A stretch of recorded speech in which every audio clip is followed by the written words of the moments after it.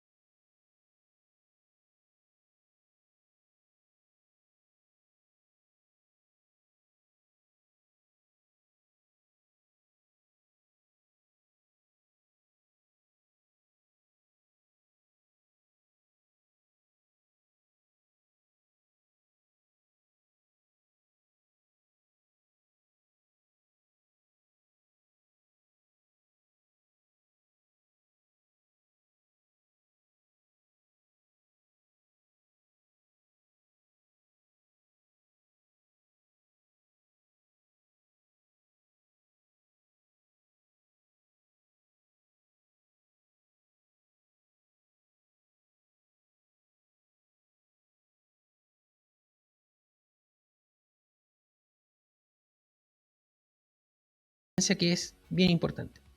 En términos del método, la previsión tradicional extrapola tendencias, es decir, toma comportamientos cuantitativos o también pueden ser un poco cualitativos, pero tendencias que existen hoy día se proyectan hacia el futuro y se analiza cómo serían en el futuro considerando que tienen el mismo comportamiento.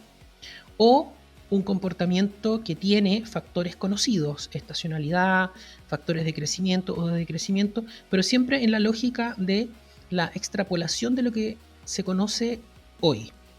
A diferencia de la prospectiva, que tiene una mirada de exploración de sistemas, es decir, el comportamiento de los sistemas mezclado con los actores y con las hipótesis de influencia, es decir, quiénes son los que van a tomar las decisiones, cómo toman esas decisiones, qué posiciones relativas van a tener unos con otros, y de esa manera entender cuál es el comportamiento de los sistemas. Por lo tanto, no hay un trasvasije de el comportamiento de un sistema hacia el futuro basado en lo que es el presente. No funciona así. Variables. En términos de las variables, la previsión tradicional o forecasting lo que hace es que prioriza lo cuantificable. Hay una mayor valoración para poder proyectar hacia adelante lo que es cuantificable, porque obviamente es mucho más cierto, es mucho más preciso el cálculo cuantitativo que lo no cuantitativo. Si yo quiero mostrar cómo un fenómeno se proyecta en el futuro, necesito tener una fórmula que indique de qué manera se construye.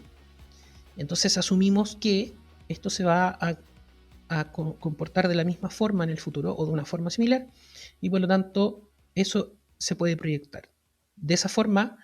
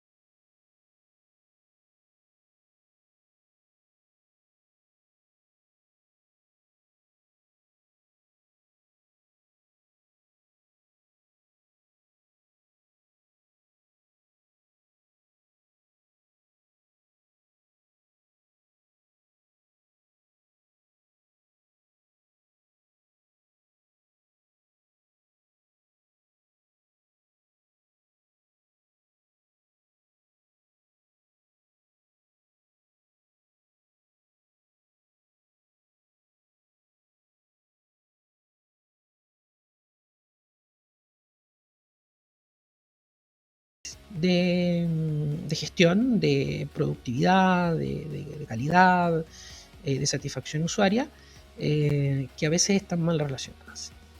Entonces las conclusiones que vamos sacando respecto de quién hizo qué y cómo y por qué se caen. Entonces tenemos que ser muy claros a la hora de relacionar cada una de estas cosas, ¿sí? Pero tenemos que partir con la pertinencia. Eso es lo primero. Luego viene la verosimilitud. ¿Qué significa eso? En términos específicos de nuestra metodología, significa imaginar futuros posibles, no fantasías. Explorar rupturas sin abandonar plausibilidad. Es decir,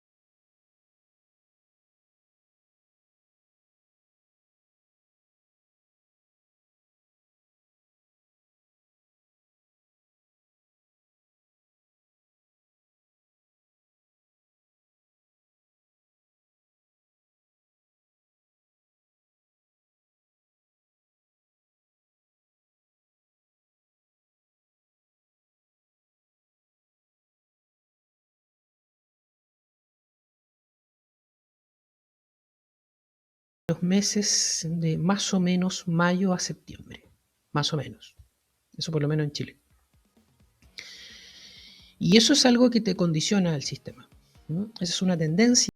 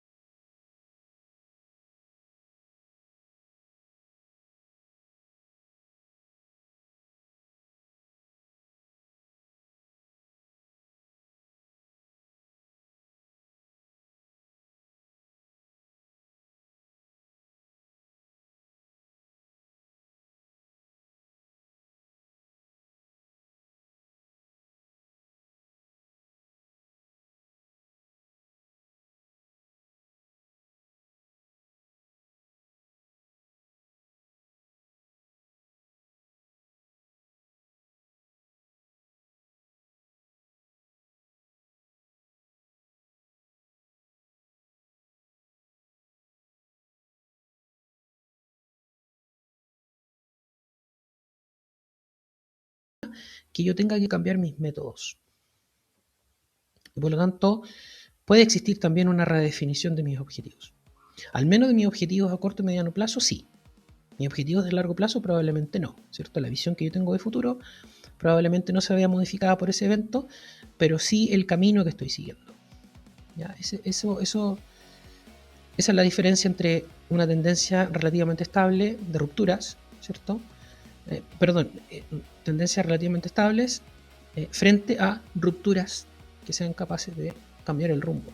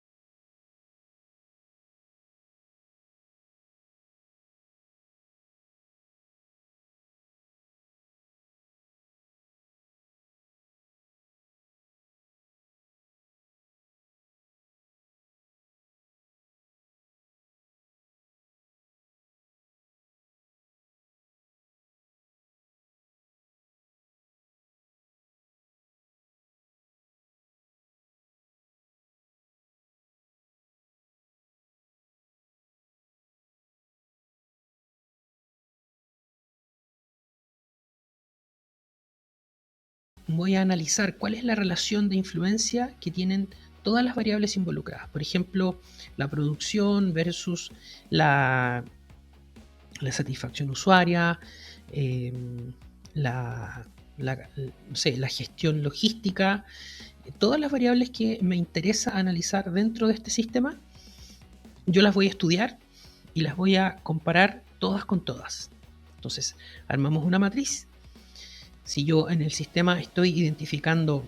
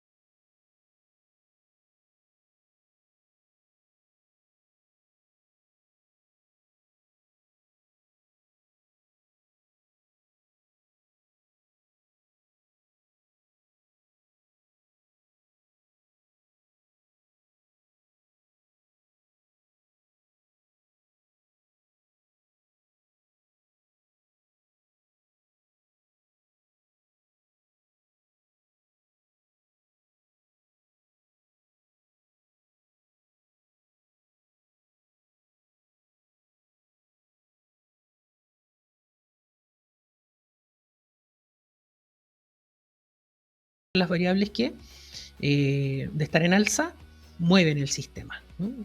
Permiten el cambio. Entonces eso las hace muy relevantes. Después tienen las variables autónomas, que son las variables que, por la ubicación geográfica del dibujo, están en un punto en donde muestran poca influencia y poca dependencia. Por lo tanto, son variables que podríamos considerar como factores menos conectados y de menor prioridad. Por eso se llaman autónomas, porque en realidad no interfieren ni tampoco se afectan mayormente con las decisiones que toma el sistema. Después tienes las variables dependientes, que son estas variables que están a la derecha en la parte inferior y que muestran claramente una mayor dependencia que influencia. Más bien son dependientes que influyentes y corresponden a indicadores sensibles del resultado sistémico, es decir, son las variables que muestran cuáles son los resultados finales de este sistema. Si por ejemplo yo me dedico a la producción de plátanos, probablemente las variables finales estén en ese cuadro, ¿cierto? ¿Cuántos plátanos estuve produciendo el año pasado? ¿Cuántos plátanos estoy exportando? Algo como eso. Y dejé para el final el cuadro superior derecho, que muestra una alta motricidad y una alta dependencia. Entonces, estas son las variables clave. El método te dice, después de analizar la influencia de todas las variables, todas con todas, presta atención a aquellas que, junto con ser las más influyentes, sean las más dependientes. Y esto genera una zona crítica, ¿ya? Porque son variables que influyen mucho y dependen mucho. Entonces son variables un poco movedizas, ¿no? Son variables un poquito difíciles de predecir, no de manejar, pero sí de predecir. Es súper importante tener en cuenta que estas variables son las que, si se mueven, todo lo demás se mueve. Y por eso es que las aislamos, porque ahí debería estar el foco del análisis prospectivo. Entonces la idea de hacer este análisis micmac es poder separar la paja del trigo. Entonces me quedan 4 cuadrantes, 4 grupos, no cuadrantes, me quedan 4 grupos de variables que son bien importantes para el análisis, porque hay un grupo de variables autónomas que no me va a importar mayormente. No es que no sean relevantes, pero no van a ser causa del cambio. Y voy a tener las variables motrices, ¿cierto? Que son las que impulsan. Voy a tener las variables dependientes, que son las que indican cómo nos va. Y tenemos estas variables clave, que son las que nos permiten establecer de manera más cierta cuáles son los escenarios que vamos a tener.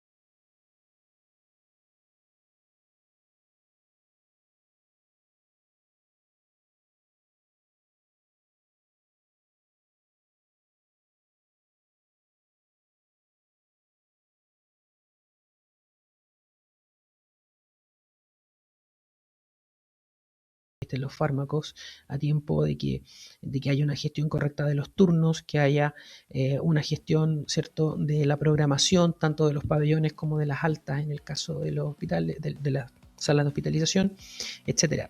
Hay una serie de variables que influyen fuertemente en el resultado de esas dos. Sin embargo, al mismo tiempo, podemos verificar que esas variables influyen de manera importante en un montón de otras variables y que están conectadas con toda la producción de cualquier hospital que queramos mirar. Por lo tanto, son variables que sí o sí van a tener que estar presentes en el análisis de cualquier escenario. O sea, hay otras variables que pudieran no estar, pero esas dos tienen que estar. Entonces, eso es lo que genera, ese es el producto que genera esta etapa del análisis estructural. Nos permite de manera muy sólida y consistente aislar variables dentro de mi organización que son más relevantes que otras al momento de gastar energía pensando cuáles van a ser esos escenarios futuros, ¿cierto? Haciendo cálculos de escenarios futuros. Eso es básicamente lo que plantea este cuadro que tenemos aquí. Entonces, en términos conceptuales, lo que propone Godet es pasar de una lista de factores, que pueden ser estos factores de gestión, todas estas cosas que hemos nombrado, la productividad, la eficiencia, la producción de una cosa, la producción de otra, ¿cierto?, a una lectura de relaciones de influencia. Cómo influyen cada uno de esos elementos, de esas variables que hemos utilizado y que utilizamos regularmente en nuestra gestión. Aquí no estamos inventando nada, solamente estamos tomando todas las métricas de gestión y las estamos pasando por este filtro. Entonces, el análisis estructural identifica variables y vínculos directos. Check, lo acabamos de ver. Micmac revela efectos indirectos y variables ocultas. Lo acabamos de ver. La motricidad indica capacidad de mover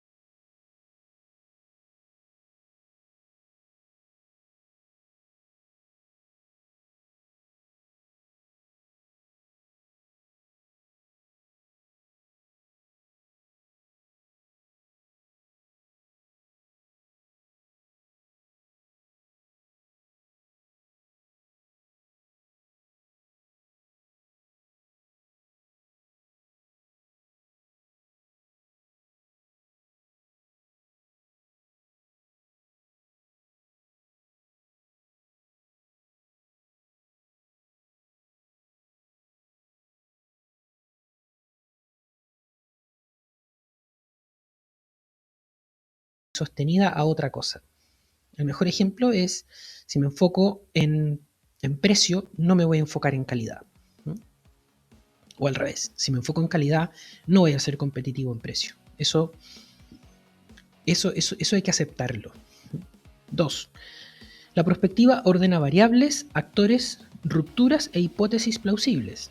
La estrategia evalúa robustez frente a escenarios contrastados. Entonces, cuando yo hago estrategia, y tengo los escenarios a la vista, yo voy a decir, bueno, yo tengo más probabilidad de éxito en este escenario que en este otro. Entonces voy a querer hacer las cosas, en cada escenario voy a querer hacer las cosas de manera distinta. Voy a ir aprovechando las oportunidades y las amenazas, ¿cierto? Voy a ir jugando con eso, con mis fortalezas, con mis debilidades. Eso hace la estrategia. Con el mapa de navegación que entrega la perspectiva, la estrategia toma la decisión. 3.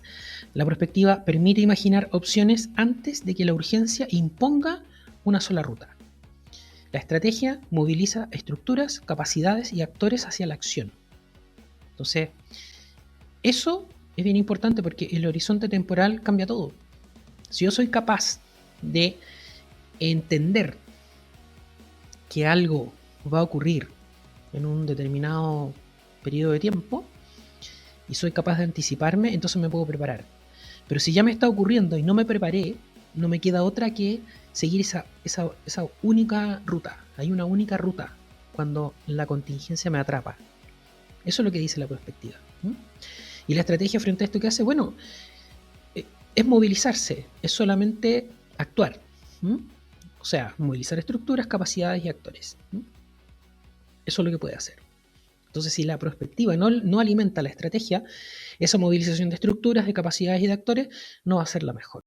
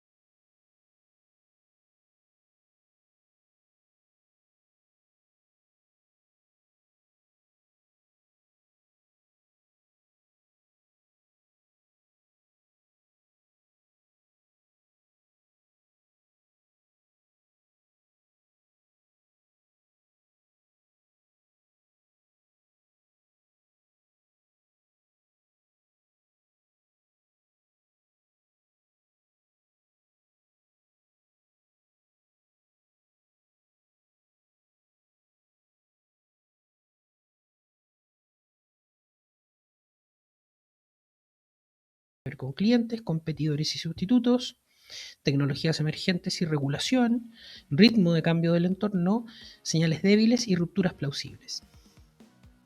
Y finalmente, tenemos que armar un portafolio, ¿cierto?, donde aparezcan las relaciones entre actividades, posiciones y evolución del entorno para distinguir prioridades, apuestas y desinversiones, ¿no? Esto está relacionado con un equilibrio entre actividades actuales, posicionamiento competitivo relativo, sinergias entre competencias y mercados, trayectorias posibles de crecimiento. Entonces, todo esto comparado es el diagnóstico prospectivo. No es una foto, no es una foto de un momento, sino que es la evolución de este frente interno y externo con este portafolio de opciones. Entonces me voy a ir quedando con las opciones que representen de mejor manera el cómo yo gestiono la capacidad interna, cómo me adapto a la presión externa, ¿ya? Eso es lo que plantea en la metodología prospectiva. Entonces, como dice aquí, el diagnóstico prospectivo no toma una fotografía, interpreta una dinámica para saber qué opciones merecen ser evaluadas. De la decisión a la movilización. Elegir, apropiar y ejecutar. La estrategia prospectiva culmina cuando las opciones se comparan con rigor y se convierten en compromisos compartidos de acción. Entonces, acá tenemos el proceso resumido, general, de la metodología prospectiva, que va desde la tarea 1, que es comprender, hasta la última, que es ejecutar. ¿Y qué es lo que es comprender? Bueno, comprender el sistema, las variables clave, los actores, las rupturas y las restricciones reales.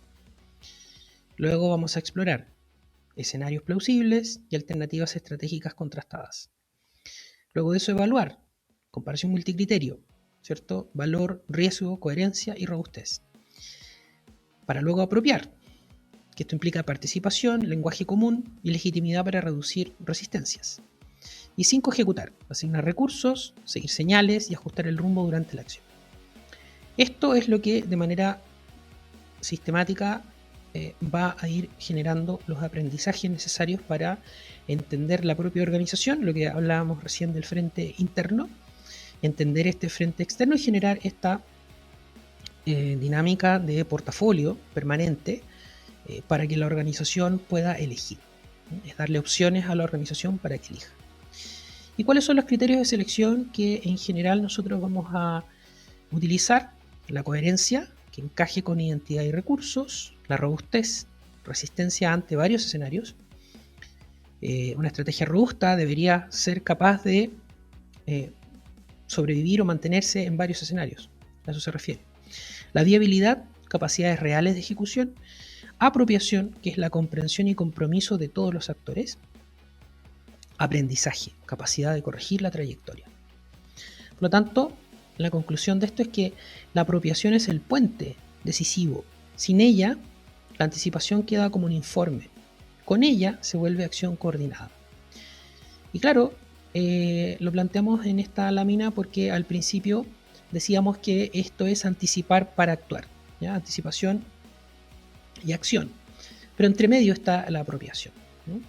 Lo planteamos al principio de la metodología y ahora lo reforzamos al final, poniéndolo como un paso necesario, que quizá no sea un paso tan atomizado, quizá la apropiación pueda estar en otro punto, pero para efectos de economía y de no generar mayores confusiones, decidimos ponerlo como un paso único. Pero la apropiación, la verdad que podríamos ponerla como transversal al proceso. Finalmente, como cierre de la presentación, la metáfora Eternus, que presentamos en nuestra imagen, en nuestro logotipo. Aparece el faro, que representa la orientación. Iluminar decisiones cuando el horizonte no es evidente. El mar, que es como una especie de entorno dentro de esta figura, representa para nosotros la incertidumbre, que es aceptar la turbulencia, la complejidad, como un cambio continuo y permanente. Y el rumbo, ¿cierto?, que marca el faro sería la acción. Convertir anticipación en navegación deliberada. De esta forma, entonces, nosotros En nuestro ideario pensamos que anticipar no es predecir, sino que es prepararse, elegir y actuar. Es algo mucho más complejo y mucho más rico, que es lo que efectivamente aporta valor en momentos de incertidumbre como los que vivimos. Así que con esto cerramos nuestra presentación de la anticipación a la acción. Gracias por quedarte hasta el final. Esto ha sido la presentación de la obra de la anticipación a la acción de Michel Godet, que grafica lo más importante que debemos tener a la vista para comenzar a escudriñar los misterios del futuro y hacer que de manera efectiva la incertidumbre se transforme en una aliada de nuestra organización y la forma en cómo tomamos decisiones. Quédate con nosotros para más.